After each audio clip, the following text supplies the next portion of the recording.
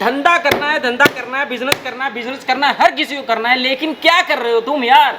कुछ भी लेके कुछ भी पेल रहे हो, मार्केट से बेस उठाते हो और पिज्जा के ऊपर सॉस लगाते हो। हम पागल हैं? हमने यहाँ पे 25 तरह के मसाले, 25 तरह के पिज्जा टॉपिंग्स के ऊपर सॉसेस लगाने का सिखाते हैं कि भैया ये मसाले डालो, ये टेस्ट दो, ये इनोवेशन करो, ये ओवन लो, जिसके अंदर हमने इतनी रिसर्च करके fresh pizza dough Italian style इतने कम पैसे में निकाला है। लेकिन तुम्हें क्या करना है? तुम्हें कूड़ा उठाना है और कूड़ा बनाना है और कस्टमर को खिलाना है। फिर कस्टमर पैसे देता नहीं है, तुम्हारी दिमाग में रिपीट होता नहीं है और तुम्हारा बिजनेस बंद हो जाता है। यही कॉन्सेप्ट मैंने इतने सारे बिजनेस में देखा है। रोज काम खुलते हैं, रोज काम बंद होते हैं, क्योंकि सेम इधर से उठाते हो माल और पेल देते हो और खिला देते हो और कस्टमर को स्वाद लगता नहीं है, कस्टमर भाग जाता है, कस्टमर तुम्हारे पास रिपीट कभी होता नहीं है।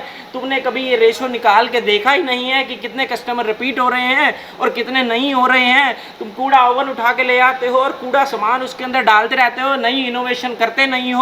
जब हम सिखाते हैं तो समझने को तैयार नहीं होते हो कि आपको फ्रेश डो से काम करना चाहिए, नए नए मसालों के साथ खेलना चाहिए, नई नई सॉसों के साथ खेलना चाहिए। तुम्हारे पास एक बेहतरीन ओवन होना चाहिए जिसके अंदर प्रॉपर हीट मिले, जिसके अंदर कम टाइम लगे, ताकि तुम्हारे कस्टमर को कम वेट करनी पड़े, ताकि तुम स्विगी जोमेटो पे काम कर पाओ। क्योंकि स्विगी जोमेटो पे काम करने के लिए फास्ट फूड बनना जरूरी है। तुम्हें ये बात समझ आएगी नहीं, लेकिन तुम अपना पैसा खराब करने को तैयार रहोगे।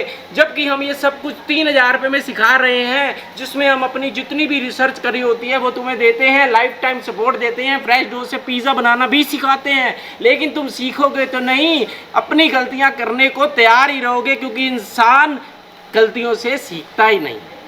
और अब तुम्हें डिसाइड करना है कि तुम्हें ये सीखना है या नहीं सीखना है, या अपनी ही गलतियां करनी है। ये फैसला तुम पर मैं छोड़ता हूँ।